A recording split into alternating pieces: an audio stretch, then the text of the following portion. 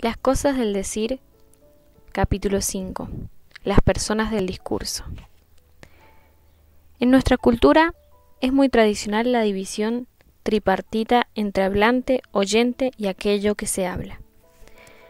Se ha elaborado de diversas formas en teoría de la información, en lingüística, en semiótica, en la crítica literaria, en sociología. En manos de algunos investigadores, varios de estos modelos han demostrado su productividad, pero ésta ha aprendido de que no se hayan tomado de forma literal o incluso de que no se hayan tomado con un sentido muy preciso. Todos estos esquemas, por ejemplo, parecen coincidir en que toman el punto de vista de un hablante individual o es que postulan una diada, hablante y oyente, fuente-destino, emisor-receptor, destinador-destinatario. La pretensión de que tal esquema funcione como modelo no es válida para el trabajo descriptivo. Algunas formas del habla requieren la especificación de tres participantes: destinador, destinatario, oyente, audiencia, fuente, portavoz, destinatario, etc. En resumen, cualquier trabajo etnográfico serio muestra que hay una dimensión general o universal que puede postularse, que es la de participante. El modelo diádico común de hablante-oyente especifica a veces demasiado poco, a veces a participantes equivocados. La reflexión sobre el uso lingüístico incluye en su programa el estudio de los protagonistas de la interacción comunicativa que dicho uso supone. Por ello, cualquier indagación en este ámbito debe dotarse de instrumentos para dar cuenta de todos los factores que hacen que un texto esté en relación de dependencia con sus productores y con sus interpretadores.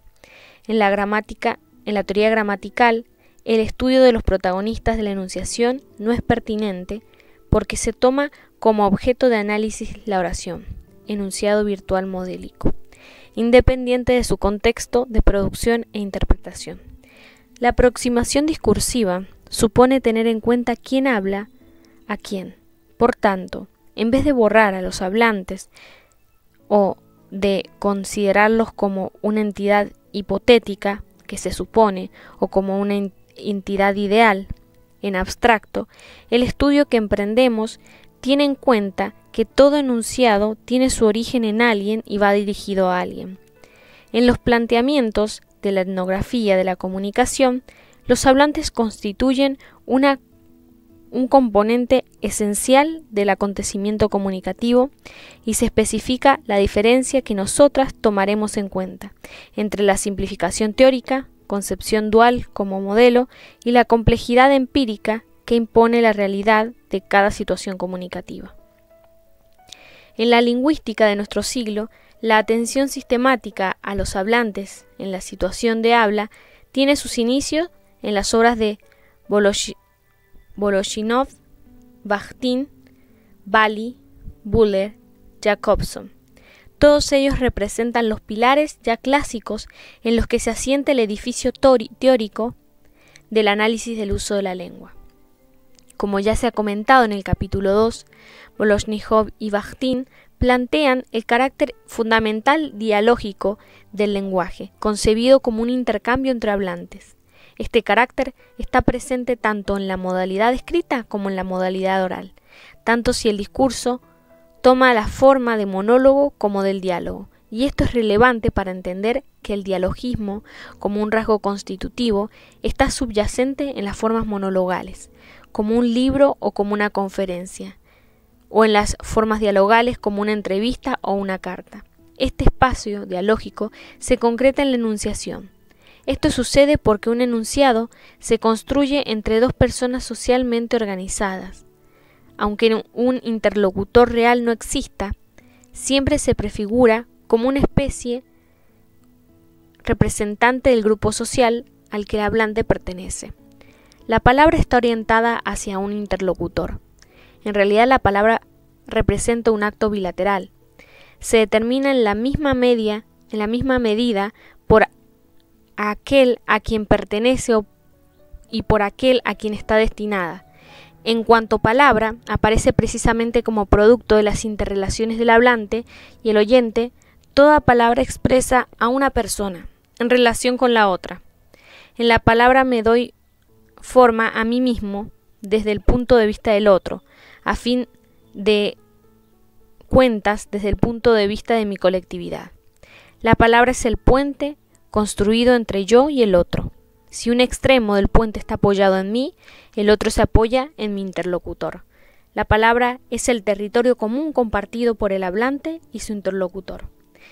En la teoría de la enunciación, que se desarrolla a partir de los escritos de Benveniste, se formula de forma explícita la necesidad de considerar que en la actualización del sistema de la lengua se ha de contar con el aparato formal de la enunciación, es decir, con los componentes del proceso por el que se desenvuelve el uso de la lengua en el discurso.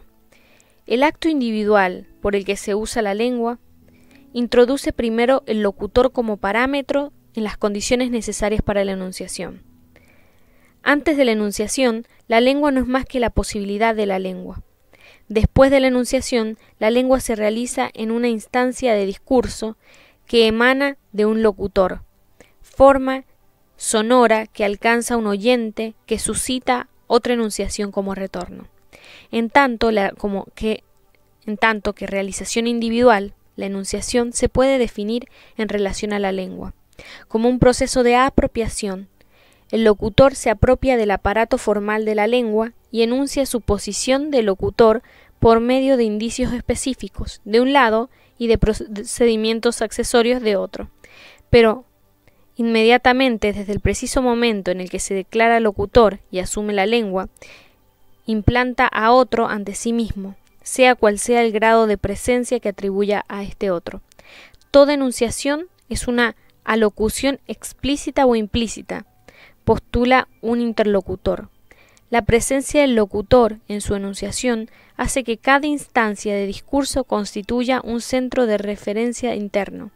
Esta situación va a manifestarse a través de un juego de formas específicas cuya función es la de poner al locutor en relación constante y necesaria con su enunciación.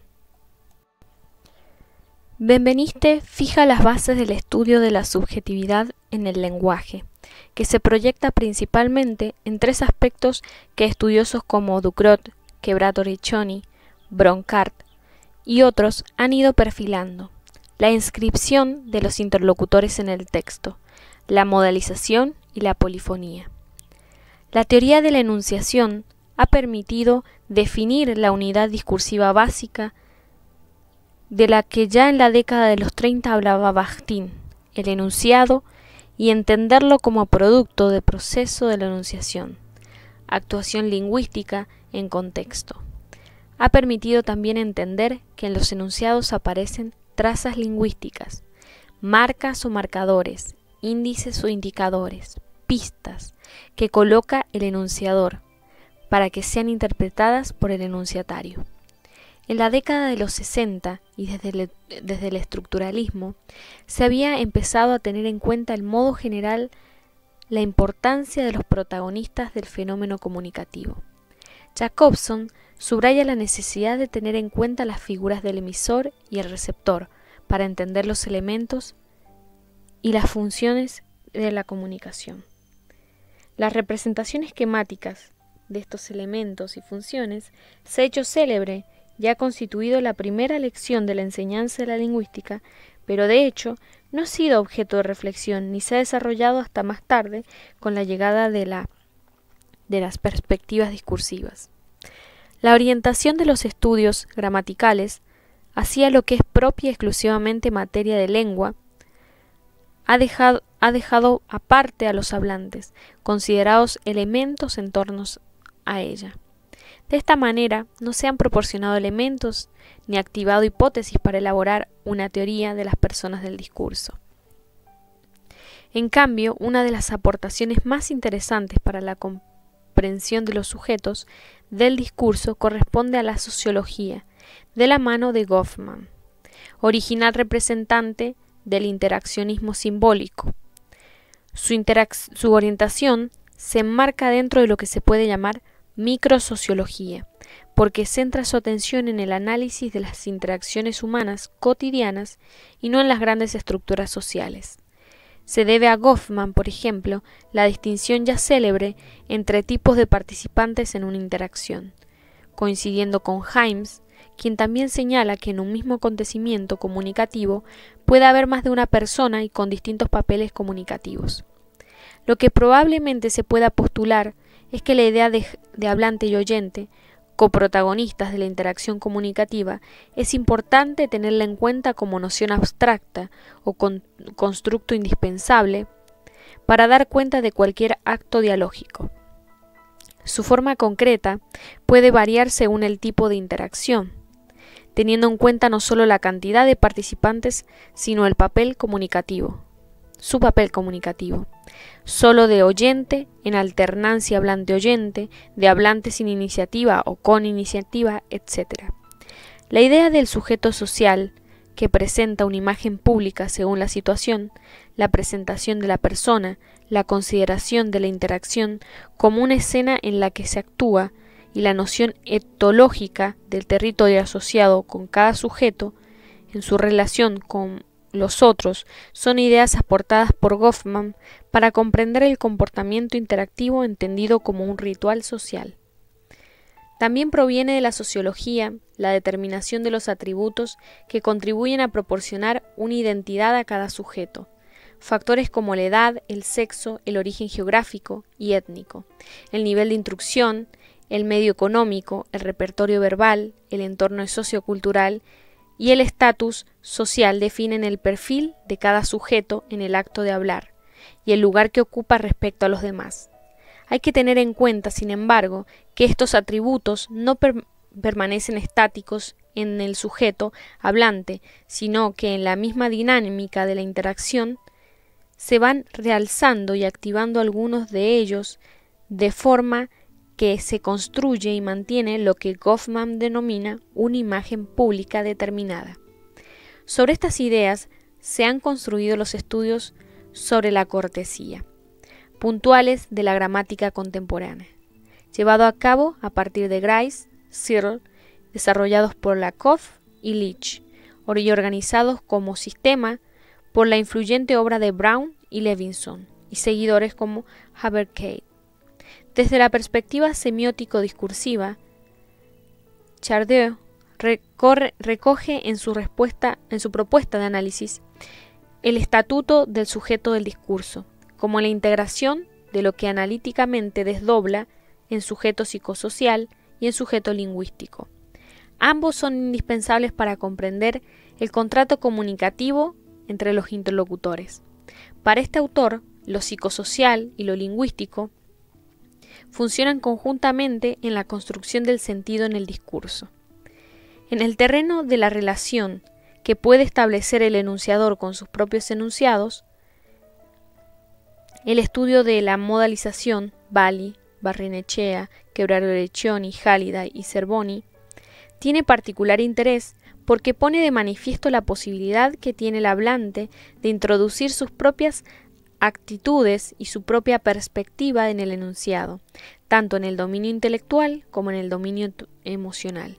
Finalmente, se debe a Bakhtin el haber introducido la noción de heteroglosía para indicar la posibilidad de que en la enunciación se pueden activar varias voces y no solo una, como se ha considerado tradicionalmente. Ducrot desarrolla de modo particular la idea de la polifonía, proporcionando elementos fundamentales para la comprensión de las posibilidades que brinda el desdoblamiento del sujeto, por un lado, y la evocación del discurso ajeno por el otro. De algún modo, la enunciación polifónica se refleja en el reconocimiento de la intertextualidad presente en la actividad discursiva, desde el contacto entre los discursos. Es una de las versiones de la característica dialógica del lenguaje. 5.1. La inscripción de la persona en el texto. Tras las huellas y las pistas del enunciador, examinaremos seguidamente con detalle las diferentes estrategias que un hablante puede tomar al emprender su actividad verbal. El sistema lingüístico permite, a partir del sistema léxico y del sistema deíctico, referidos a personas, que los hablantes pongan en juego sus formas de presentación de una misma y de relación con los demás. 5.1.1 La inclusión de marcas de la persona que habla en su propio enunciado es algo potestativo, ya que en un texto podemos encontrar una ausencia total de marcas del locutor. En este caso se crea un efecto de objetividad y de verdad debido fundamentalmente a que se activa verbalmente el mundo de referencia. En este caso, los elementos más claros en la expresión lingüística son la presencia de sintagmas nominales, de referencia léxica y el uso de la tercera persona gramatical como indicador de que aquello de que se habla es un mundo referido, ajeno al locutor. Benveniste llama a la tercera persona gramatical la no persona, refiriéndose a que con el uso de la tercera persona no hay referencia a los protagonistas de la enunciación. Ricord comenta así estas cuestiones.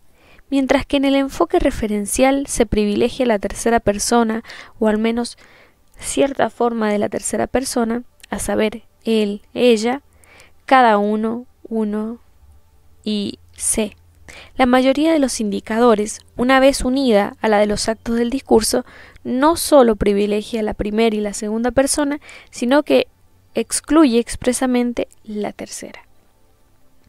Nos viene ahora a la mente el anatema de Benveniste contra la tercera persona. Según él, sólo la primera y la segunda persona gramaticales merecen ese nombre, siendo la tercera la no persona. Los argumentos a favor de esta exclusión se reducen a uno solo. Bastan el yo y el tú para determinar una situación de interlocución. La tercera persona puede ser cualquier cosa de la que se habla, objeto, animal o ser humano. Lo confirman los usos incoordinables entre sí del pronombre francés il pleut, il faut, il a, etc., así como la multiplicidad de las expresiones de tercera persona, uno, se, cada uno, eso, etc. Si la tercera persona es tan inconsistente gramaticalmente, se debe de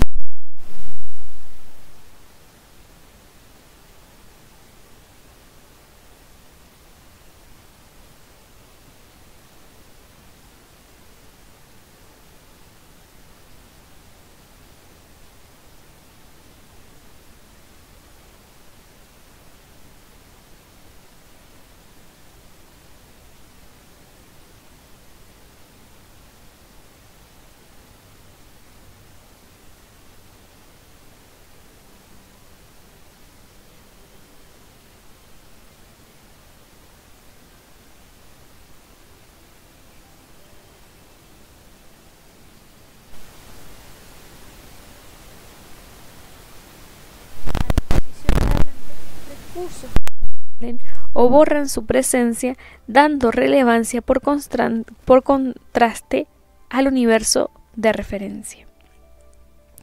A gran profundidad, por debajo de las nubes de Júpiter, el peso de las capas superiores de atmósfera produce precisiones muy superiores a las existentes en la Tierra. Presiones tan grandes que los electrones salen estrujados de los átomos de hidrógeno, produciendo un estado físico no observado nunca en los laboratorios terrestres, porque no se han conseguido nunca en la Tierra las precisiones necesarias. Languidecía el bar de la ópera a la espera de las calores que harían brotar parasoles y mesas sobre los suelos del paseo, suelos reproductores de las olas del mar en busca de la inmediatez del puerto. Según un diseño de Miró, convertido en piso de una de las ramblas del mundo, la iluminación amarilla de la calle Fernando fingía ser el escenario de truculencias menores sin proclamar la explosión de poder institucional en que culminaba la plaza de Saint-Jaume, apenas una esquina lejana. En estos dos textos, el emisor y el receptor han sido borrados para dar relieve al contenido referencial exclusivamente. Aún así, la elección del contenido y el nivel de especificidad del léxico dibujan el perfil del posible autor y el posible destinatario. También observamos que se puede objetivar al receptor de tal manera que parece nombrado como usuario, lector, cliente, estudiante, etc. Y está presentado como un elemento del universo de referencia y no como coprotagonista de la enunciación. Inicialmente, este es un ejemplo, inicialmente el sistema de dictado personal dispone de un léxico básico de 22.000 palabras, a las que el usuario puede añadir 2.000 más con el objetivo de adaptarlo mejor a sus necesidades. El usuario debe entrenar el sistema durante 45 minutos una única vez, lo que permite al ordenador memorizar su modelo de voz y reconocer automáticamente y de manera permanente las particularidades de su acento. Documento de empresa informática. Hay situaciones que exigen una presentación neutra del universo de referencia. Las prácticas discursivas en determinados géneros promueven un modelo de representación objetiva. Por la información en los periódicos, la información científica, por ejemplo. Otra cosa distinta es que el efecto de objetividad se corresponda con una objetividad real, una aserción partidista y parcial puede ser expresada con medios para parecer objetiva. Por eso importa tanto determinar el contexto en que se emiten los enunciados. 5.1.2 La transcripción del yo. Existen situaciones que permiten o activan la presencia del locutor en su texto.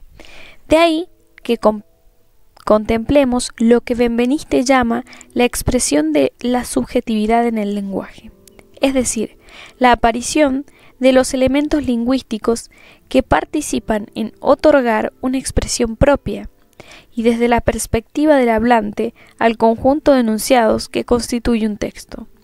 La referencia deíctica a la persona es la más inmediata y central. La enunciación es generada por un yo y un tú, protagonistas de la actividad enunciativa. Pero así como podemos considerar el yo como la forma canónica de representación de la identidad de la persona que habla, el centro deíctico que encontramos descrito en las gramáticas. En el uso real, la referencia deíctica a la persona que habla se ofrece la forma calidoscópica para mostrar las diferentes caras y posiciones con las que se puede mostrar o presentar el sujeto hablante. La persona que habla no es un ente abstracto, sino un sujeto social que se presenta a los demás de una determinada manera. En el proceso de la enunciación y al tiempo que se construye el discurso, también se construye el sujeto discursivo. Este se adapta a la situación específica de la comunicación, modulando su posición a lo largo del discurso y tratando de que su interlocutor le reconozca de una manera y no de otra. Por ello, si por un lado el yo, primera persona singular, es el deíctico que representa modélicamente a la persona que habla, en el discurso también podemos encontrar la autorreferencia presentada con otras personas gramaticales, la segunda persona singular y la tercera persona singular y la primera persona plural. Por ejemplo, me siento atraída por este tipo de espectáculos. Primera persona singular. Te sientes atraída por este tipo de espectáculos. Segunda persona singular. Una se siente atraída por este tipo de espectáculos. Tercera persona singular. Nos sentimos atraídos por este tipo de espectáculos. primera persona plural. En este punto, conviene tener en cuenta la diferencia en la autopresentación en el ámbito privado y en el ámbito público. La autorreferencia en el ámbito privado no es arriesgada, es relajada y es producida en un entorno conocido y tranquilizador. En el uso del yo en público deviene un uso comprometido, arriesgado. Con su uso el locutor no solo se responsabiliza del contenido de lo enunciado, sino que al mismo tiempo se impone a los demás. Por esta razón se justifica que la autorreferencia se exprese con otras personas gramaticales. El uso de la segunda persona con tratamiento de confianza se puede utilizar para producir un efecto determinado, generalizar la experiencia enunciada e incluir al interlocutor de una forma personal y efectiva. Por eso se asocia con actividades coloquiales. También se da el caso en que el locutor se presenta a sí mismo con formas pronominales como uno, una, en concordancia con la tercera persona, con lo cual se produce un efecto generalizador y el locutor se incorpora así a un colectivo indefinido a través del cual justifica su posición. La identificación de la persona que habla con la primera persona del plural incorpora al locutor a un grupo. Es el grupo entonces el que proporciona al locutor la responsabilidad del enunciado.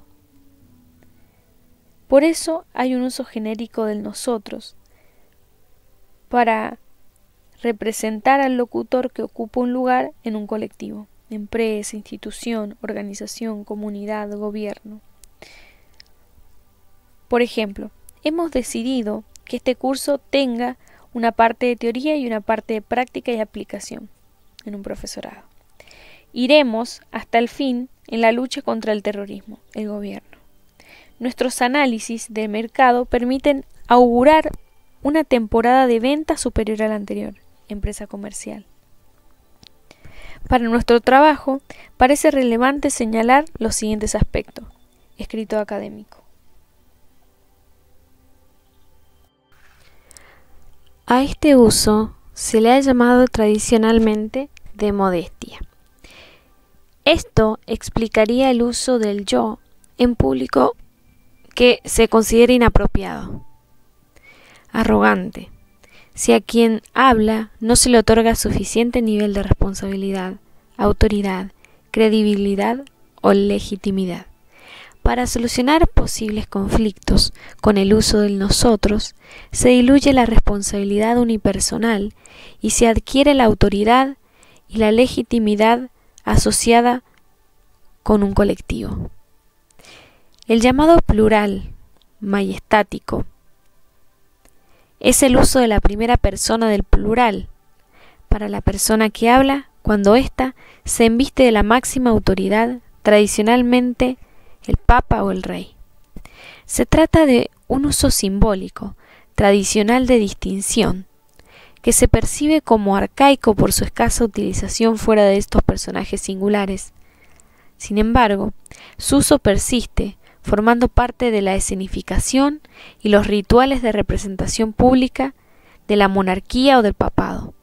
Asociado con este uso, y más adecuado a la contemporaneidad y a los usos democráticos, nos encontramos con representantes del gobierno, presidentes, etc., que suelen usar este nosotros, que queda a medio camino entre el uso ritual de las autoridades máximas y un uso de representante de un grupo. Otro uso del nosotros es el llamado inclusivo, aquel que incorpora al receptor en la referencia al emisor. Puede ser un uso intencionado para acercar las posiciones de los protagonistas de la enunciación, y se da en todos los casos en que es importante para el emisor la involucración del receptor, particularmente en relaciones asimétricas, como la de médico-paciente, maestro-alumno, que necesitan una señal de acercamiento suplementaria para superar la barrera jerárquica y conseguir el grado suficiente de aproximación y complicidad. Profesor a alumnos.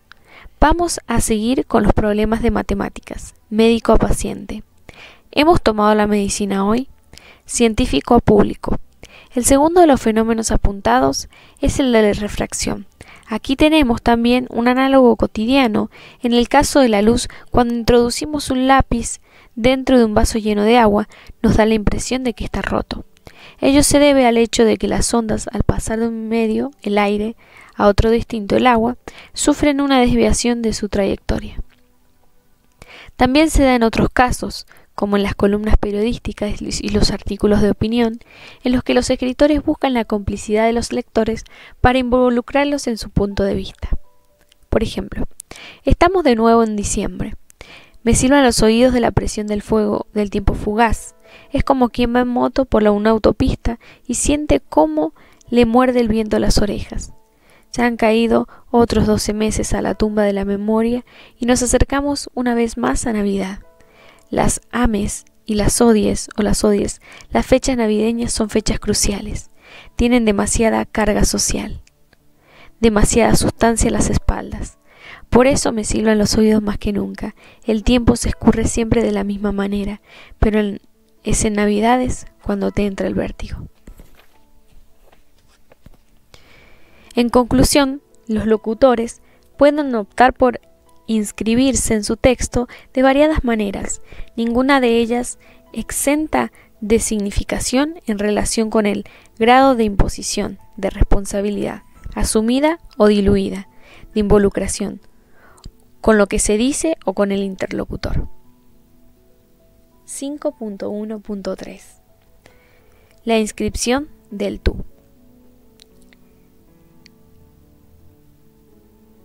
El receptor se hace explícito en el texto canónicamente a través de los deícticos de la segunda persona singular y plural. Pero además encontramos la deixis social, que ha quedado codificada en formas específicas de tratamiento. En la variante estándar de la península ibérica se expresa con tú, indicador de confianza, conocimiento, proximidad, y usted, indicador de respeto, desconocimiento, distancia, por causas históricas que indican cómo han afectado a lo largo del tiempo los cambios sociales en el uso lingüístico de la referencia personal. El tratamiento tiene usos variados en las diferentes comunidades, lugares de habla española. Veamos, por ejemplo, cómo se manifiesta. Para la variante septentrional, hablada en la península ibérica, tú te marchas, usted se marcha, vosotros os marcháis, ustedes se marchan. Para la variante meridional, hablada en la península, tú te marchas, usted se marcha, ustedes o vosotros os marcháis, ustedes se marchan. Para la variante hablada en Argentina, vos te marchás, usted se marcha, ustedes se marchan, ustedes se marchan. La combinación de deícticos de sujeto y de objeto, junto con la concordancia en segunda y tercera persona, han actuado en la práctica de las relaciones sociales para diferenciar el trato con el interlocutor en los parámetros de distancia, proximidad, respeto, confianza, poder, solidaridad, formalidad, informalidad, ámbito público, ámbito privado, conocimiento, desconocimiento, etc. Estos parámetros pueden mezclarse, estableciéndose así una diferenciación sutil que es el resultado de la combinación entre los usos establecidos y el propósito que tiene el locutor al relacionarse con el interlocutor en cada instancia de comunicación. Por ejemplo, puede darse una situación que combina un alto grado de confianza y conocimiento mutuo, y al mismo tiempo una diferencia de posición social que determine el uso de usted, caso de la relación padres-hijos en las épocas pasadas, de jefe subordinado, de empleada doméstica, empleadores, etc. También se puede dar el caso que ante un encuentro nuevo entre personas que no se conocen previamente, la elección de formas de tratamiento construya el tipo de relación, es decir, oriente la relación en un sentido más o menos formal. El uso de los deícticos se adecua al papel que el locutor asigna a su interlocutor. La mayoría de las veces determinado por el estatus y la posición social, pero así como hemos visto que el emisor se puede inscribir también con otras formas. El receptor puede ser inscrito como parte de un grupo, en segunda persona plural, o también incluyendo al locutor con primera persona plural, o en la segunda persona singular, generalizadora especialmente en el uso coloquial. Finalmente, en lo que se refiere al español estándar de la península ibérica, la concordancia gramatical en tercera persona de los deícticos que se refieren al interlocutor en el trato de distancia o respeto han convertido este uso en indicador de formalidad y de distancia en la relación con el interlocutor. Las concordancias en tercera persona de las formas de tratamiento de usted y de los honoríficos son, al separarse de la concordancia con la segunda persona gramatical, marcas de distinción. Por ejemplo, su excelencia está, su majestad se encuentra, su señoría ha sido, ustedes se van, usted ha pronunciado. 5.1.4 La referencia léxica de persona. Uno mismo y el otro. El locutor puede referirse a sí mismo a través de sintagmas nominales. Hay fórmulas fijas, un servidor, está que lo es, el infrascrito, la abajo firmante, o bien presentaciones colectivas, este gobierno, la empresa, esta dirección general, este departamento. Es muy interesante comprobar el hecho social de la identificación, que está acompañado de marcadores de la relación que se quiere establecer con los interlocutores. Veamos las diferentes formas de identificación con el supuesto de una persona que se llama Francisca Laína Montero. Se puede presentar como tu chica, mamá, tu hermana, yo, nosotros, Paca, Paqui, Paquita, señora Francisca Laína de Elorza, señora Elorza, Francisca Laínez, representante sindical de la empresa X, escritora, profesora de GB, directora general de marketing, superiora de la comunidad de la Orden Carmelitana, presidenta del gobierno, directora comercial de la empresa X, etc. La elección de los diminutivos o de los apellidos, la combinación de los tratamientos de los sintagmas en aposición que identifican el estatus de la enunciadora, permite concluir que la presentación de la persona se realiza en función de los interlocutores con quienes se establece una relación. La actividad presentadora es habitual en la vida social, sea en la interacción cara a cara, por teléfono o por carta. También lo es en todo escrito que queda firmado en el encabezamiento o en el cierre, en los artículos de la prensa, por ejemplo, o en anuncios publicitarios. La autopresentación de la prensa, pues, tiene una gran variedad de fórmulas que normalmente están en posición inicial. La interacción telefónica que requiere la presentación es un ejemplo ilustrativo. Soy el guía de la excursión. Aquí está la estación meteorológica de X, despacho de abogados Roca Jiménez, dígame, mensaje para X de parte de Y, representante de Z. En las cartas oficiales o comerciales, la autorreferencia puede ir impresa en el encabezamiento o al final de la carta, con firma y cargo de la persona que representa a la empresa o la sección. La identificación personal otorga responsabilidad, mientras que el anonimato es un indicador de elusión de responsabilidad.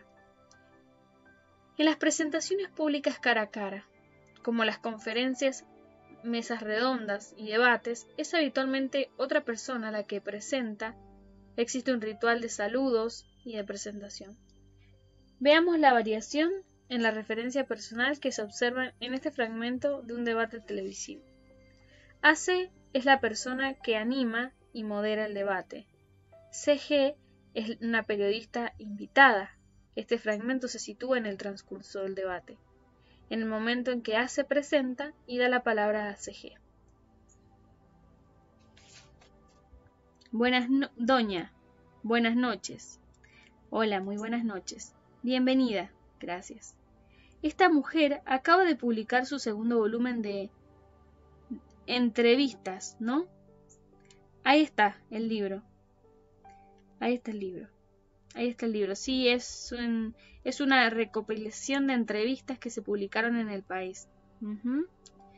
Y nada, ahí están Interiores, se llama. Interiores, vamos a ver. ¿Usted prefiere un jefa? Ya sé que usted es jefa, ¿eh? Afortunadamente.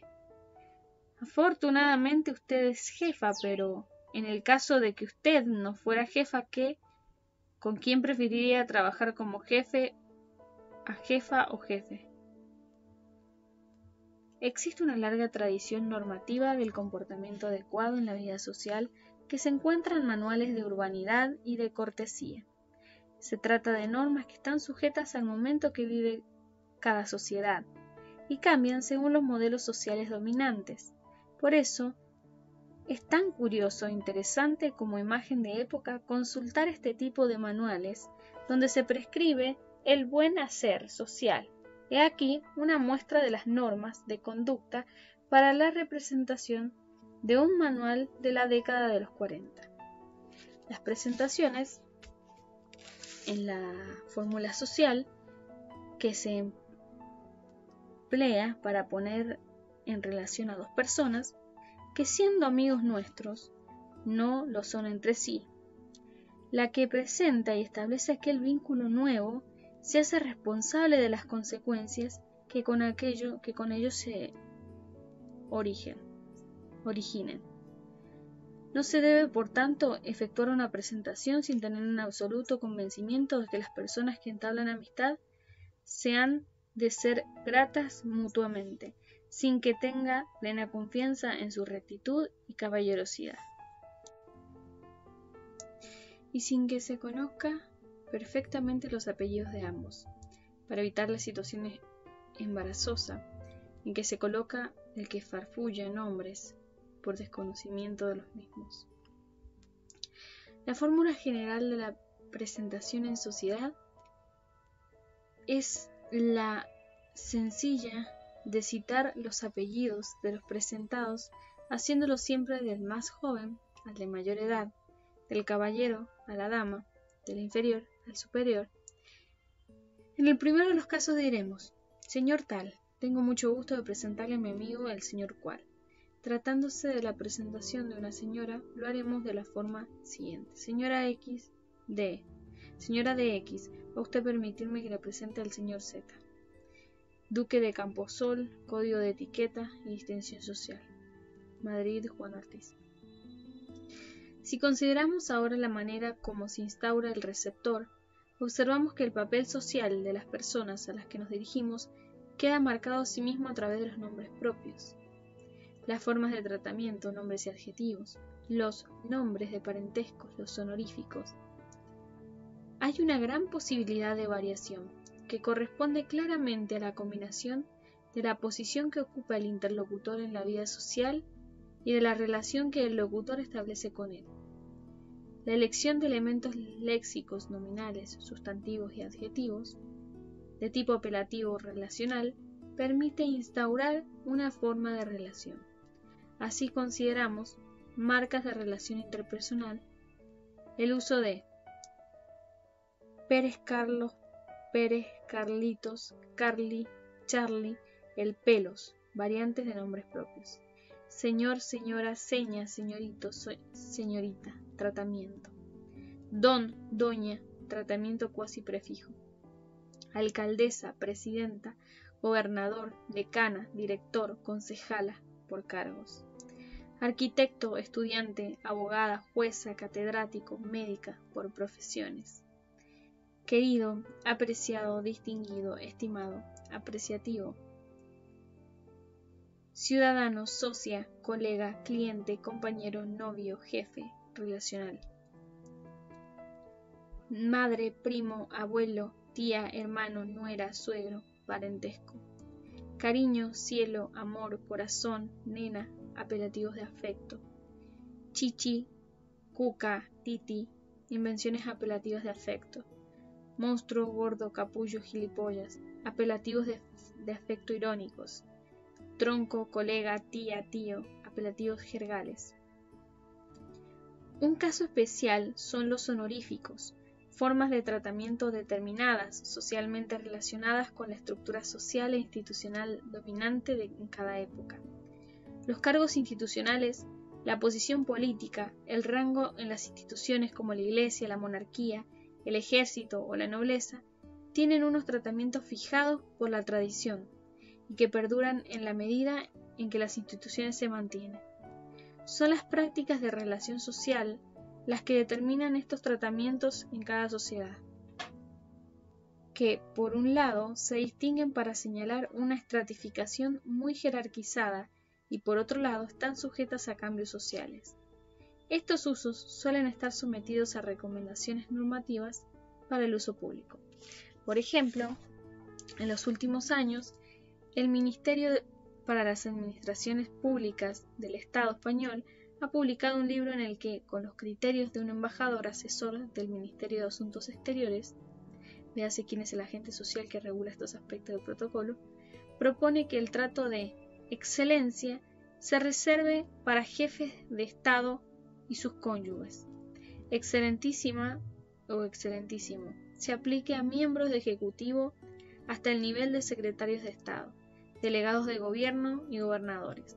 Se indica que también tienen derecho a usarlo los alcaldes de grandes ciudades, los rectores de universidad, los presidentes de comunidades autónomas y los titulares de altos tribunales y cámaras legislativas. Ilustrísimo o ilustrísima se utilice con autoridades como comisarios generales de policía, delegados de Hacienda, decanos de facultades, títulos nobiliarios, rangos superiores de las Fuerzas Armadas y diversos grados de la carrera diplomática. En el resto de los casos, la ciudadanía estaría representada por el tratamiento de señor, de, señora, doña, don, reservado para todas las personas adultas con capacidad de votar.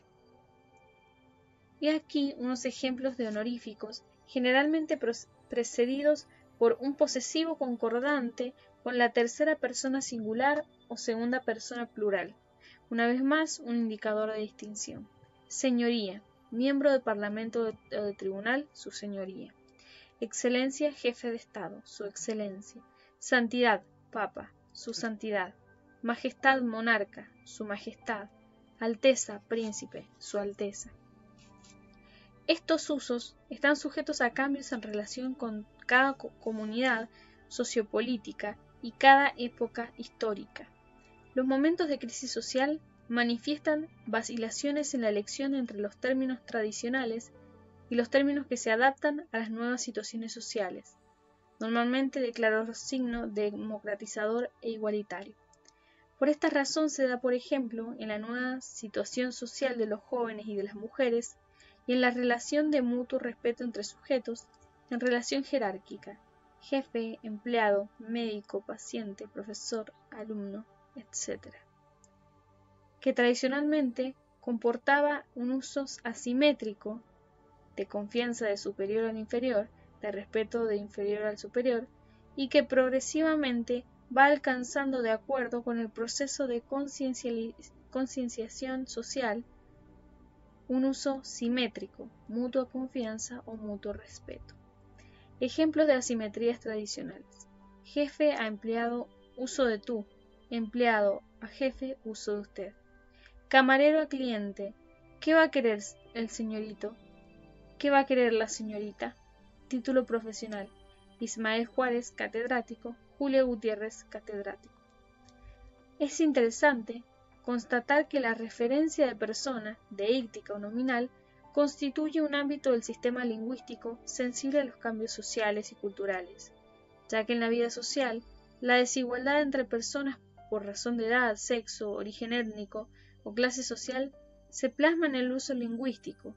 Los cambios, acordes con el proceso de democratización, se van constatando a lo largo del tiempo, no sin que haya momentos críticos de rechazo o de vacilación por parte de sectores sociales. Uno de los ejemplos recientes más claros ha sido la progresiva adaptación de las formas de género para las referencias a cargos de mujeres, concejala, jueza, catedrática, abogada, arquitecta, médica. pero la distribución de papeles tradicional entre hombre y mujer se mantiene. Por ejemplo, el uso del predominante del tú, más asociado a la mujer joven adulta, en un entorno privado y doméstico, de confianza y de proximidad. Revistas femeninas, anuncios publicitarios, mientras que para el hombre adulto se reserva el trato de usted, asociados a cargos y posiciones en la vida pública o en el mundo del trabajo, revistas generales, anuncios publicitarios. Como acabamos de ver deícticos y nombres, sustantivos y adjetivos, forman el conjunto de antropónimos, apelativos y vocativos que propiamente designan a los interlocutores de la relación comunicativa en el acto de presentarse o de dirigirse unos a otros en el proceso enunciativo. 5.1.5 Los papeles del emisor y receptor. Para considerar los rasgos que definen a los protagonistas de la relación comunicativa, partimos de unos supuestos ya mencionados con anterioridad. Se les ha denominado de muchas maneras: enunciador, enunciatario, emisor, receptor, locutor, interlocutor o alocatario, hablante, oyente, destinador, destinatario, etc. En cada caso hay un matiz específico que se pone en relieve, pero en un sentido inespecífico son todos términos que aluden a entidades virtuales que protagonizan modélicamente la interacción comunicativa. Si bien nos parece adecuado, en un primer estadio, utilizarlos como sinónimos, en este apartado consideraremos con más especificidad los diversos papeles comunicativos del emisor y el receptor. La caracterización real y concreta de los participantes de una interacción deberá tener en cuenta la identidad, el estatus social y el papel que tiene en cada situación. La identidad son los atributos como origen geográfico y étnico, el sexo, la edad, la instrucción, la clase socioeconómica, etc. El estatus social es la actividad laboral, la profesión, el cargo, la posición en el entorno social, el grado de autoridad y legitimidad que socialmente se le otorga. Nivel jerárquico. El papel es la posición que adopta cada participante en una situación comunicativa particular. La cantidad de participantes influye en el desarrollo de la interacción comunicativa. El número de participantes en un acto comunicativo es esencial para el funcionamiento de éste.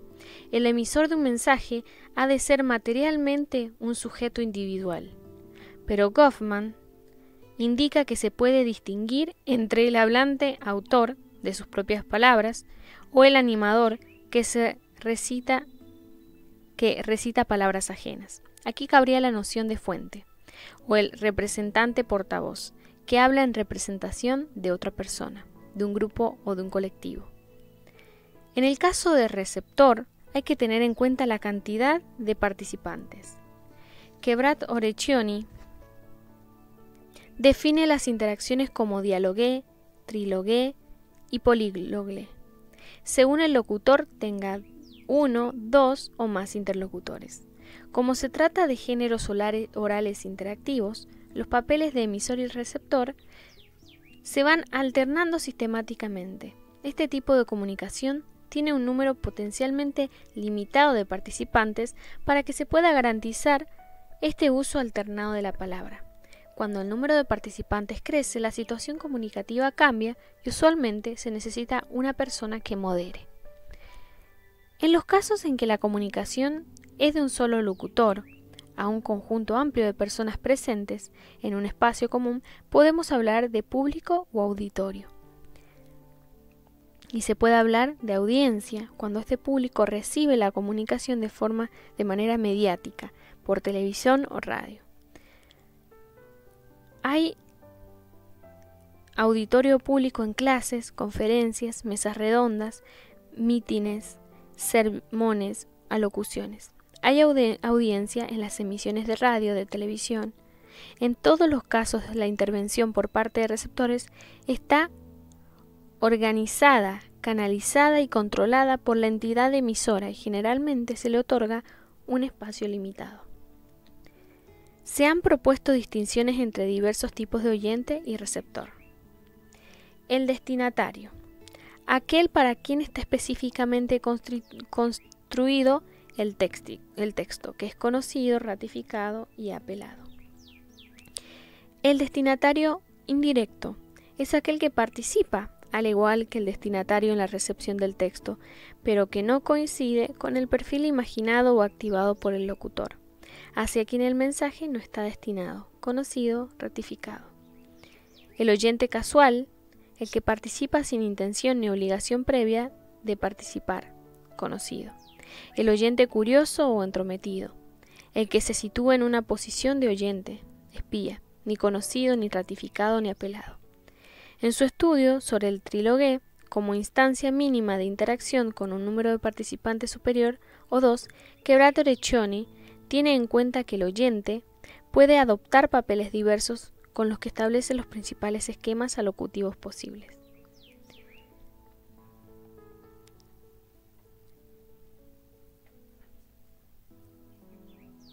Aquí se presenta un esquema donde da como origen al destinatario indirecto, al destinatario directo y al destinatario colectivo.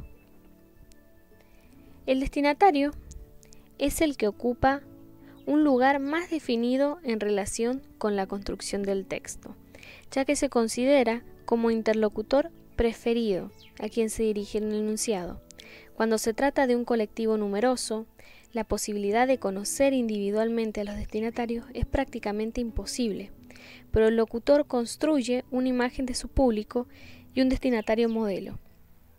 Algunos autores dan un valor determinante al perfil de la audiencia o del público a quien va destinado un texto en lo que respecta a la elección del registro, de tal manera que a su vez cada texto selecciona a su posible destinatario.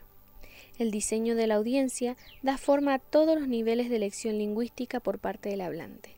El uso alternado de una u otra lengua en las situaciones bilingües, la forma de los actos de habla, la elección de pronombres, el uso de honoríficos y el cambio cuantitativo de estilo. La audiencia es, en un determinado nivel, simplemente la gente que oye los enunciados del hablante. Sin embargo, su rol no es en absoluto pasivo, como en un teatro. La audiencia responde y critica. Es el foro ante el cual se producen los enunciados. Tomando un significado más antiguo, los hablantes producen los enunciados. Los hablantes tienen audiencia con sus oyentes. En realidad, los hablantes están sujetos a su audiencia, dependiendo de su buena voluntad, atentos a responder a su reacción. Esta capacidad de respuesta es lo que precisamente da forma al diseño de estilo de un hablante. El marco propuesto, el diseño de la audiencia, supone que las personas responden principalmente a otras personas, que los hablantes tienen muy en cuenta a los oyentes al construir su modo de hablar. 5.2. La polifonía, voces y discurso referido. En muchas teorías lingüísticas se da por descontado que es un único hablante quien emite enunciados sin plantear ningún problema sobre ello. Debemos a Voloshinov, Bakhtin y su círculo una concepción radicalmente nueva que subraya el carácter heteroglósico del lenguaje sobre la base de su fundamentación dialógica.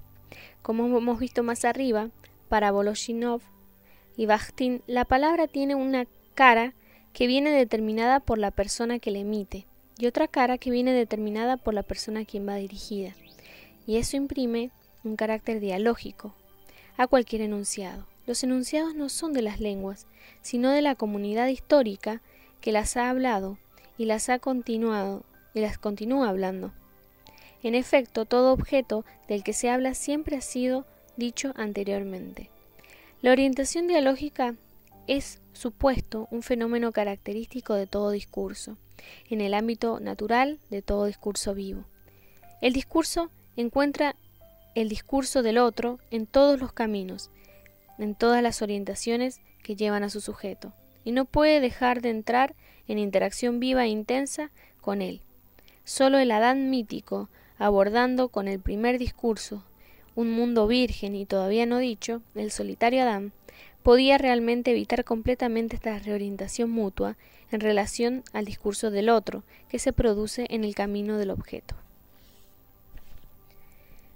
La translingüística de Bakhtin es una concepción del uso de la lengua como diálogo vivo y no como código. Con esta concepción se rompe con la idea de un único objeto hablante que coincide con quien materialmente emite el mensaje, y en cambio se acepta que se hacen presentes en un mismo discurso voces de otros, de tal modo que los enunciados dependen los unos de los otros. Para estudiar la representación del discurso en el interior del discurso, Bakhtin tiene en cuenta el discurso referido, el diálogo interior, la parodia, la ironía, el debate y la controversia, así como las diversas variaciones entre un discurso más o menos distante de la voz propia, o más o menos explícito o más o menos evaluado. Una de las cualidades más notables del enunciado lingüístico es lo que Bakhtin llama heteroglosia, la multiplicidad de lenguajes y puntos de vista presentes en cada enunciado. Una lengua es un objeto viviente, concreto, socioideológico, dice Bakhtin, y por lo tanto, para la conciencia individual está en la frontera entre uno mismo y el otro. La palabra es el lenguaje, en el lenguaje es parcialmente ajena, se convierte en propia cuando el hablante la empapa con su propia intención, su propio acento, cuando se la apropia para adaptarla a lo que quiera expresar. Antes del momento de la apropiación, la palabra no existe en un lenguaje neutro e impersonal. El hablante, dice Bakhtin, no va a buscar las palabras al diccionario antes de hablar. El hablante va a buscar las palabras a la boca de los demás, donde existían en otros contextos, en otras interacciones. Ducrot recoge la herencia de Bakhtin, se plantea la multiplicidad de sujeto y lo vuelve problemático.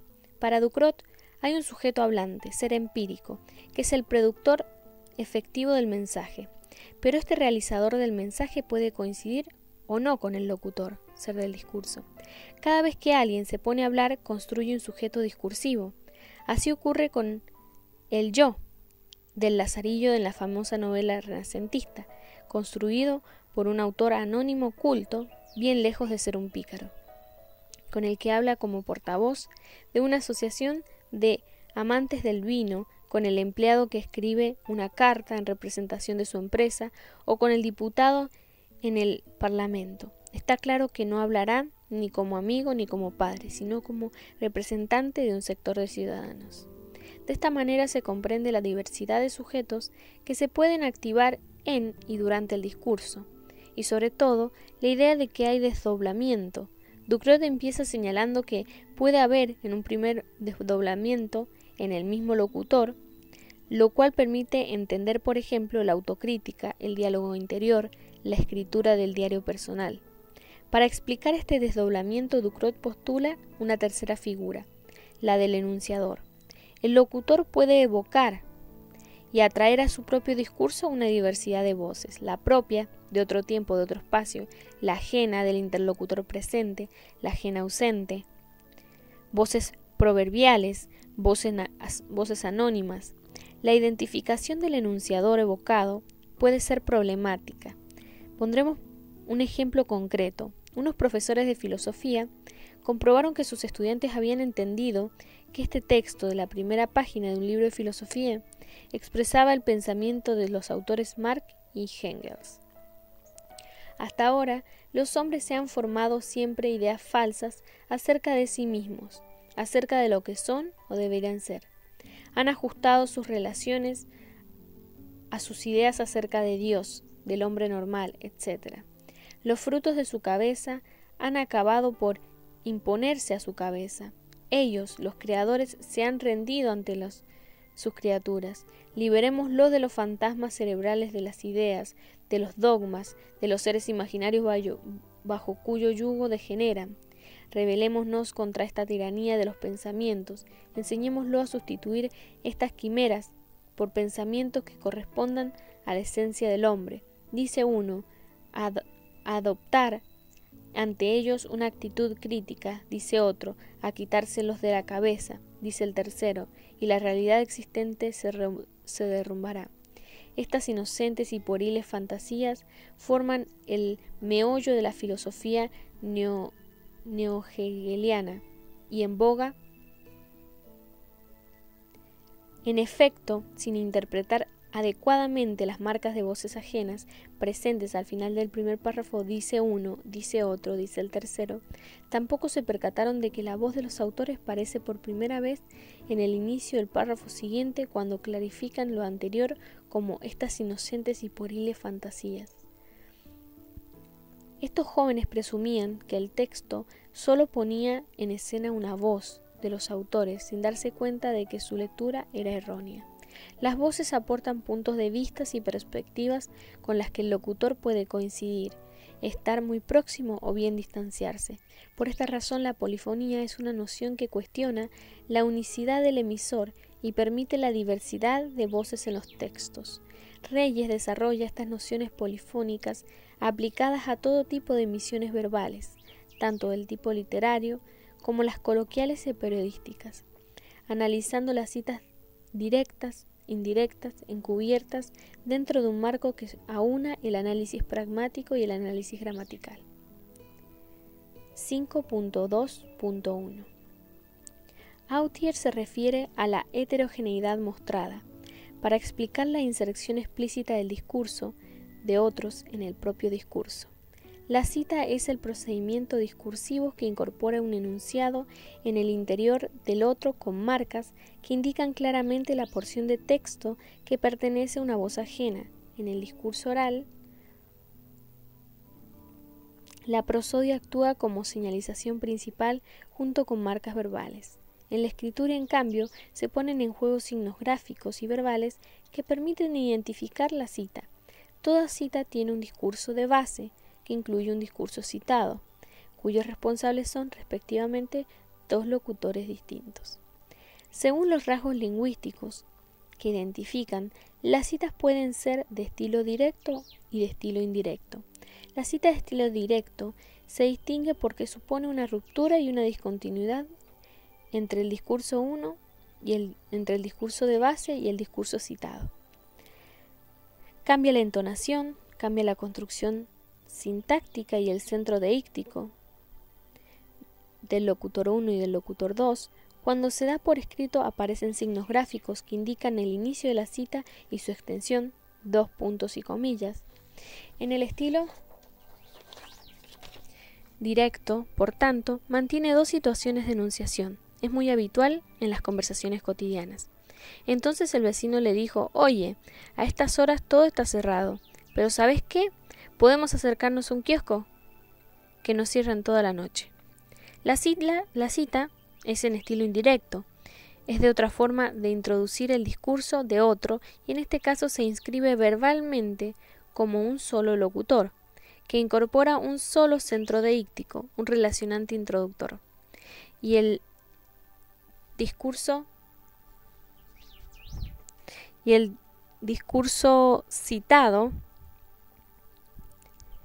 que se presenta con marcas deícticas respondientes al mismo locutor que el discurso de base. Este discurso solo mantiene una enunciación. Entonces el vecino le dijo que a estas horas todo estaba cerrado, pero que se podían acercar a un kiosco que no cerraba en toda la noche. Aunque se puede pensar que la cita directa es más verídica que la indirecta, no es necesariamente así, y ambas admiten tanto la fidelidad como la distorsión del discurso del otro. El estilo directo suele oponerse al estilo indirecto, un poco ingenuamente diciendo que pretende reproducir literalmente los enunciados citados. Sería más exacto ver en ello una especie de teatralización de un enunciado anterior, y no una similitud absoluta. Dicho de otra manera, no es más ni menos fiel que el discurso indirecto. Son dos estrategias diferentes para referir una enunciación. Así como las palabras son de todos y dichas ya por otros, se vuelven a enunciar y a decir con otra intención por cada hablante. En la cita de las voces de otros, la subjetividad también aparece. En primer lugar, porque en un discurso propio aparece el discurso ajeno, probablemente interpretado y traído hacia el discurso de base con un propósito concreto. buscando vivacidad, dramatismo, veracidad o autenticidad, autoridad u orientación argumentativa. En segundo lugar, se presenta a partir de un verbo anunciador, de la cita verba dicendi, que indica precisamente el acto de habla que se le asigna: espetar, criticar, gritar, amenazar, preguntar, afirmar, replicar, insistir. Por eso es interesante observar que aunque las palabras sean las mismas, la intención que se les adjudica puede variar. Y a la inversa, a veces las citas no tienen nada literal y en cambio representan con fidelidad la intención comunicativa del que habla. La cita es una práctica frecuente en una gran variedad de textos. En los textos orales de la vida cotidiana es muy habitual la expresión subjetiva y dramática, trayendo las voces de las personas de las que habla y representando la escena, dando así a la historia de mayor efectividad y mayor carga emotiva. Veamos subrayados los segmentos del discurso directo en este intercambio. Dos amigas, B y M, están en casa de M y cuentan al hijo de M cómo una conocida suya les había hecho una pregunta sobre el precio de un gimnasio, que no querían contestar delante de sus maridos. Reproducen la escena para reírse de la reacción que se produjo en ellos. Y luego, no sé cómo fue que dijo que íbamos los 5 días al gimnasio. Risas. La tonta aquella dice, ay, porque empezó a decir, pues, ¿cuántos días vas a ir al gimnasio? Y y yo nos miramos. Claro, yo no quería descubrir el pastel, pero ella nada más que atornillar y atornillar. Y y yo nos miramos, y la otra, ay, ¿cuántos días vais al gimnasio? ¿Y qué vale que hacéis? ¿Y qué vale qué es lo que hacéis? Y esta ya al final va y dice, pues que vamos a hacer, pues de todo. ¿Cuánto cuesta? Y dice 3.900. Y dice Pozuelo, risa, Pozuelo, su marido otra vez. Pozuelo, ¿tú te has enterado que van 5 días y que pagan 3.900? Y pues no eran 1.000 pesetas, risas. Así que lo tenemos con un mosqueo.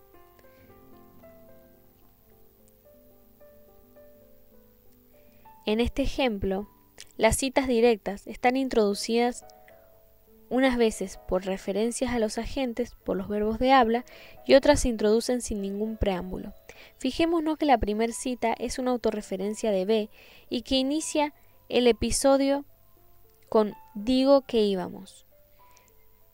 Aparecen los tiempos de la narración como marco, pero las voces se presentan a través del verbo decir en presente, con lo cual se produce un efecto de actualización dramática.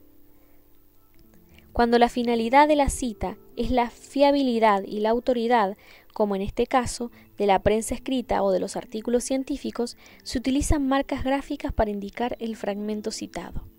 En la prensa diaria, la cita de las fuentes es norma para los periodistas. Queda señalada con comillas, con cursiva o con negritas. Predomina de una forma especial la cita indirecta que podríamos llamar integrada, porque bajo la forma básica del estilo indirecto se señalan con signos tipográficos segmentos breves o extensos que el periodista indica que son exclusivos del discurso ajeno, del cual él mismo no se hace responsable.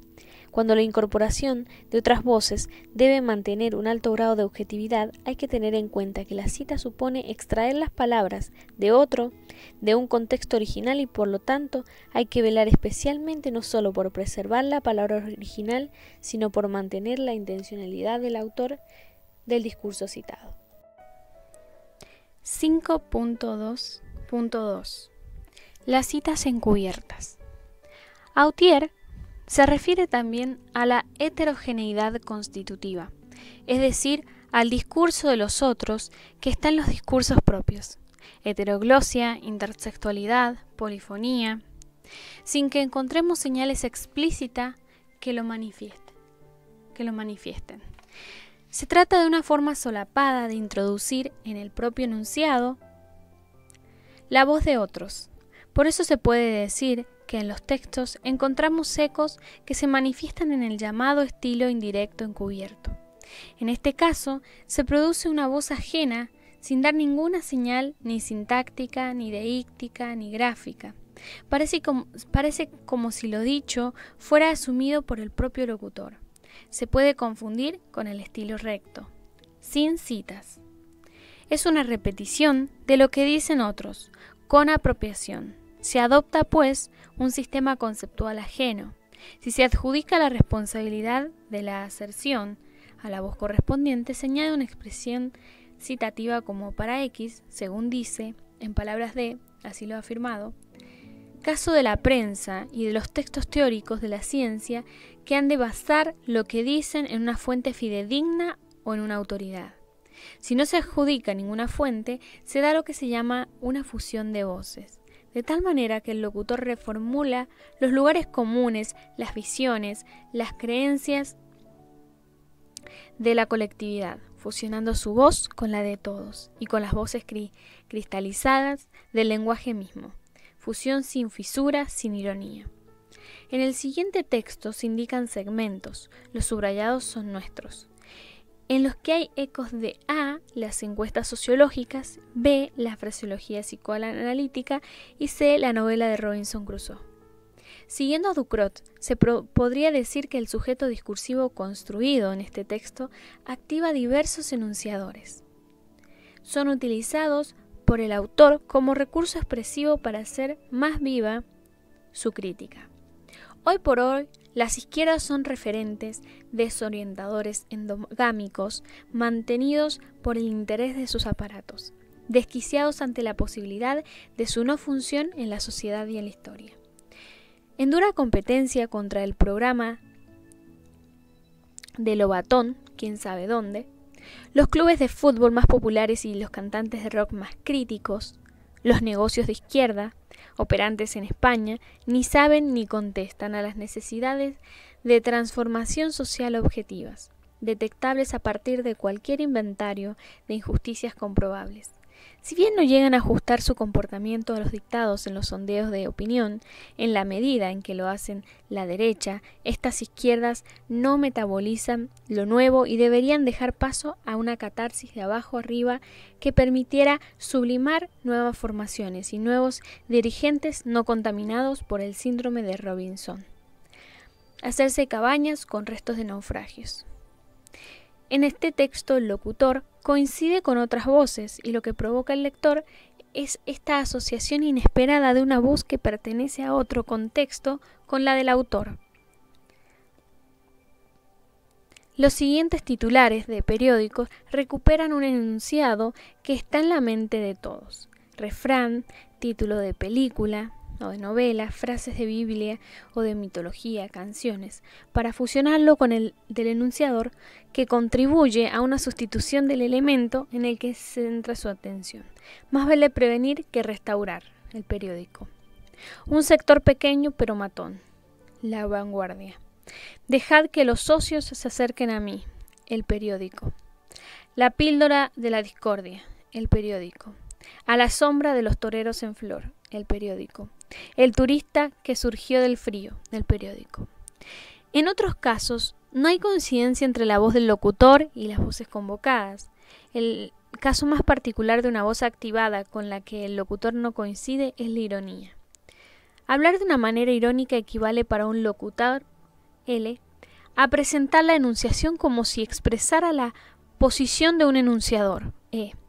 Posición que por otra parte lo sabe que el locutor L no toma bajo su responsabilidad y que más aún considera absurda, sin dejar de aparecer como el responsable de la enunciación. L no es homologado con E, origen del punto de vista expresado en la enunciación. Véanse los siguientes enunciados a modo de ejemplo. España va bien, ante problemas sociales sin resolver. Buena la hemos hecho, ante una acción desafortunada. Menudo constipado escogido, ante un constipado aparatoso. Por si vas bien vestido hoy, a un joven desaliñado. El locutor activa un enunciador virtual del que el locutor no se hace responsable. La ironía se puede considerar una cita porque el hablante repite o hace eco de una proposición ajena que contrasta con la realidad o con lo que se espera del locutor. El enunciado resulta inadecuado, chocante. El contraste con la realidad suele provocar risa.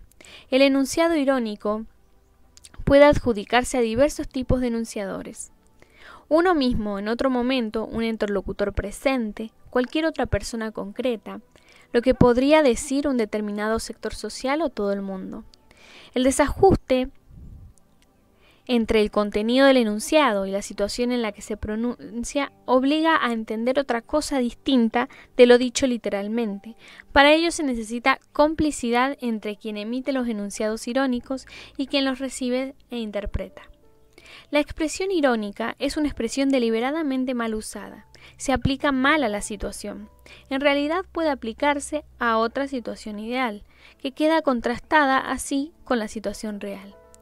La ironía consiste en evaluar una situación repitiendo una frase que sirve para otra situación, evaluando así dos cosas a la vez, la situación misma y el lenguaje con el que hablamos de la realidad.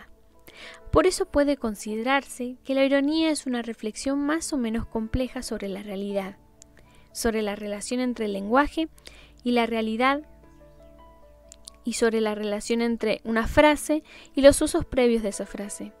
En la ironía es mucho más lo no dicho que lo dicho. Su interpretación exige una serie de conocimientos sobre el mundo, sobre el hablante, sobre la relación entre hablante y oyente. Donde hay ironía, hay desdoblamiento del locutor. En ese desdoblamiento, el listo habla con las palabras del tonto, pero distanciándose de ellas y mostrando su actitud ante esas palabras y ante la situación a la que tal mal se aplican. Mientras el que dice algo en serio lo asume, se hace responsable de su afirmación. El que dice algo irónicamente se desdobla, achaca esa información y con ella, ese punto de vista, a un ser ficticio, a un alter ego ridículo. Por lo general ese alter ego se parece mucho a personas reales que quedan así ridiculizadas. Presentamos a continuación un fragmento de un texto que trata del discutido tema de la posible clonación de los seres humanos y del temor a su utilización perversa. Acabemos pues con tantos escrúpulos. La ciencia avanza y la biotecnología le ofrece al hombre cada vez más posibilidades. Y si para eso hay que tener al hermanito en el frigorífico, ¿qué más da? La civilización y el progreso requieren algunas víctimas. Además, ¿quieren ser acusados de oponerse al progreso? ¿Quieren arriesgarse a ser tachados de torvo oscurantismo genético? De ninguna manera. Por eso declaramos que somos fanáticos partidarios del clon, de la libre manipulación genética, del libre cambio de órganos y del recambio múltiple para la vida eterna. Amén. El sentido irónico aparece a partir de la combinación compleja de elementos. Algunos son implícitos: el conocimiento de la posición de Dario Fo, su estilo radical y crítico, el debate social previo sobre la clonación. Otros son explícitos: el tratamiento humorístico del lenguaje, el hermanito en el frigorífico, recambio múltiple para la vida eterna, amén, las preguntas retóricas y la exclamación enfática propias de un sermón. Además, el apoyo eufórico con algo controvertido es ya suficiente para indicar la posibilidad del doble sentido y por tanto de identificar un enunciado irónico.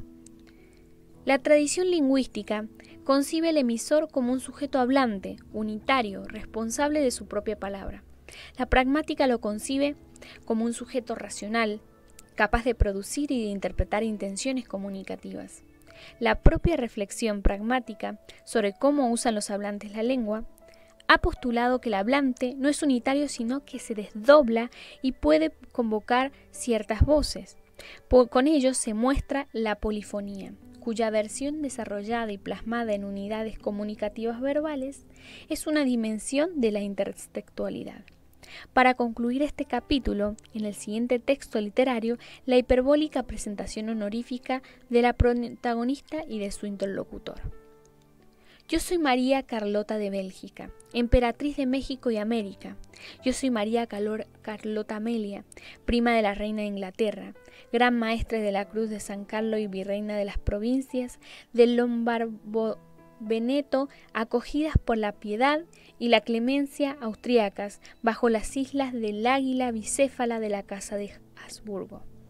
Yo soy María Carlota Amelia Victoria, hija de Leopoldo, príncipe de Sajonia-Coburgo y rey de Bélgica, a quien llamaban el Néstor de los gobernantes, y que me sentaba en sus piernas, acariciaba mis cabellos castaños y me decía que yo era la pequeña Silfido del palacio de Laeken. Yo soy María Carlota Amelia Victoria Clementina, hija de la María Luisa de Orleans, la reina santa de los ojos azules, de la nariz borbona, que murió de constitución de tristeza por el exilio, y la muerte de Luis Felipe, mi abuelo, que cuando todavía era rey de Francia me llenaba el regazo de castañas, la cara de besos en los jardines de las Tullerías. Yo soy María Carlota Amelia Victoria Clementina de Leopoldina, sobrina del príncipe Gionville, prima del conde de París, hermana del duque de Brabante, que fue rey de Bélgica y conquistador del Congo, y hermana del conde de Flandes, en cuyos brazos aprendí a bailar cuando tenía 10 años a la sombra de los espinos en flor. Yo soy Carlota Amelia, mujer de Fernando Maximiliano José, archiduque de Austria, príncipe de Hungría y de Bohemia, conde de Habsburgo, príncipe de Lorena, emperador de México y rey del mundo, que nació en el Palacio Imperial de Sherborne y fue el primer descendiente de los reyes católicos Fernando e Isabel, que cruzó el mar Océano y pisó las tierras de América, y que mandó construir por mí, a la orilla del Adriático, un palacio blanco que miraba al mar, y otro día me llevó a México a vivir un castillo gris que miraba al valle y a los volcanes cubiertos de nieve, y que una mañana de junio de hace muchos años sufrió fusilado en una ciudad de Querétaro. Yo soy Carlota Amelia, regente de Anahuac, reina de Nicaragua, baronesa del Mato Grosso, princesa de Chichén Itzá. Yo soy Carlota Amelia de Bélgica, emperatriz de México y de América.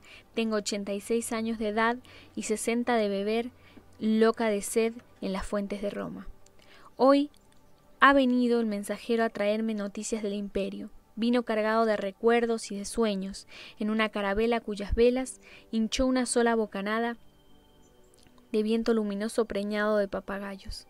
Me trajo un puñado de arena de la isla de Sacrificios, unos guantes de piel de venado, un enorme barril de maderas preciosas, rebosantes de chocolate ardiente y espumoso, donde me voy a bañar todos los días de mi vida hasta que mi piel de princesa borbona, hasta que mi piel de loca octogenaria, hasta que mi piel blanca de encaje de Alezón y de Bruselas, mi piel nevada como las magnolias de los jardines de Miramar, hasta que mi piel, Maximiliano, mi piel quebrada por los siglos y las tempestades y los desmoronamientos de las dinastías, mi piel blanca del ángel de Memling y de la novia de Bejuinage, se caiga a pedazos, y una piel oscura, perfumada, oscura como el caso del sosonusco y perfumada como la vainilla de la papamfla, me cubra entera. Maximiliano, desde mi frente, oscura, hasta la punta de mis pies descalzos y perfumados, de India mexicana, de Virgen morena, de emperatriz de América. El mensajero me trajo también, querido Max, un relicario con algunas hebras, de la barba rubia que llovía sobre su pecho, decorado con el águila azteca, y que aleteaba como una inmensa mariposa de alas doradas, cuando a caballo y al galope, y con tu traje de charro y tu sombrero incrustado en los arabescos de plata esterlina, recorría los llanos de la Pam, entre nubes de gloria y de polvo. Me han dicho que estos bárbaros, Maximiliano, cuando tu cuerpo estaba caliente todavía, cuando apenas acababan de hacer tu máscara mortuoria con yeso de París, estos bárbaros te arrancaron la barba y el pelo para vender los mechones por unas cuantas piastras. ¿Quién iba a imaginar, Maximiliano, que te iba a suceder lo mismo que a tu padre? Si es que verdad lo fue el infeliz del duque de Reichstadt, a quien nada ni nadie pudo salvar de la muerte temprana, ni los baños muriáticos, ni la leche de burra, ni el amor de tu madre, la archiduquesa Sofía, y que apenas unos minutos después de haber muerto en el palacio de Sherborne, donde acababas de nacer, le habían trasquilado todos sus bucles rubios para guardarlos en relicarios. Pero lo que sí se salvó él, y tú no, Maximiliano, fue de que te cortaran en pedazos el corazón para vender las piltrafas por unos cuantos reales. Y me lo dijo el mensajero. El mensajero se lo contó a Tudo, el fiel cocinero húngaro que te acompañó hasta el patíbulo y sofocó el fuego que prendió en tu chaleco el tiro de gracia, y me entregó el mensajero, de parte del príncipe de la princesa Salm, un estuche de cedro donde había una caja de zinc, donde había una caja de palo de rosa, donde había, Maximiliano, un pedazo de tu corazón, y la bala que acabó con tu vida y con tu imperio en el Cerro de las Campanas. Tengo aquí esta caja agarrada en las dos manos, todo el día, para que nadie nunca me la arrebate. Fernando del Paso, Noticias del Imperio, Madrid, Mondadori.